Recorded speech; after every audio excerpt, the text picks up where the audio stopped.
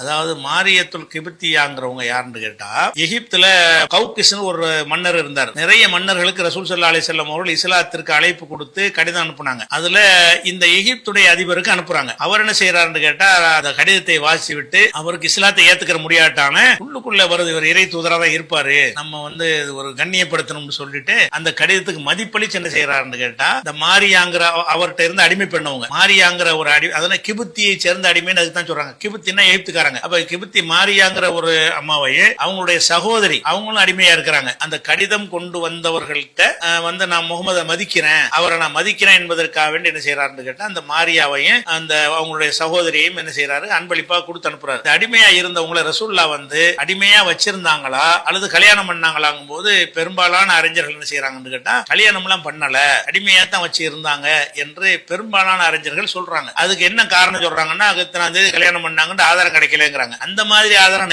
நிறைய மனைமாரு கிடைக்காது. எத்தனாம் தேதி யார் யார் கல்யாணம் நடந்துச்சுன்னா ஜைனபு கிடைக்கும், அது மாதிரி ஹப்சாவு கிடைக்கும், சஃபியாவு கிடைக்குமே தவிர எல்லாருக்கும் கிடைக்காது. அந்த மாதிரியான அடிப்படையில் என்ன செய்யறாங்கன்னு கேட்டா, அவன் மாரியாவும் கிடைக்கலன்ற அடிப்படையில் சொல்றாங்க. ஆனா மாரியாவை பொறுத்த வரைக்கும் அதுல அவங்க மனைவியாத்தான் ரசூலுல்லாஹ் கல்யாணம் பண்ணுனாங்க என்று கருதுவதற்கு சில முகாந்திரங்கள் இருக்கிறது. அதுல முக்கியமான முகாந்திரம் என்னன்னு கேட்டா, முஸ்லீம்ல வரக்கூடிய ஒரு ஹதீஸ். ரசூலுல்லாஹ் சொல்றாங்க, சஹாபாக்கிட்ட சொல்றாங்க, நீங்க எகிப்தை ஜெயிப்பீங்க, நீங்க போர் செஞ்சு நீங்க கைப்பற்றிக்கிறவீங்க, அது ஒரு நிலப்பரப்பு, அதுல கீராத் என்றது சொல்லப்படும். அதை நீங்கள் வெற்றி கொள்ளும் பொழுது அந்த நாட்டு மக்களோடு அழகான முறையில் நடந்து கொள்ளுங்கள். காரணம் என்னவென்று சொன்னால், அவங்களோட நமக்கு ஒரு பொறுப்பும் இருக்கிறது, ஒரு திருமண பந்தமும் இருக்கிறது அப்படிங்கிறாங்க. எதை சொல்றாங்க? இந்த மாரியாவை தான் சொல்றாங்க. இதுல என்ன வார்த்தை யூஸ் பண்றாங்கன்னு கேட்டா, நீங்க மிஸ்ரை ஜெயிப்பீங்க, அந்த மிஸ்ர்ல உள்ள மக்களுக்கு நமக்குன்னா எனக்கு திருமண பந்தம் இருக்கிறது. வேற யாரு திருமணம்? மாரியாவை தவிர யார் இருக்கிறா? கல்யாணம் பண்ணி இருந்தால் மட்டும்தான் அவங்கள பத்தி இந்த வார்த்தையை சொல்ல முடியும். அல்லாஹ்வுடைய ரசூலே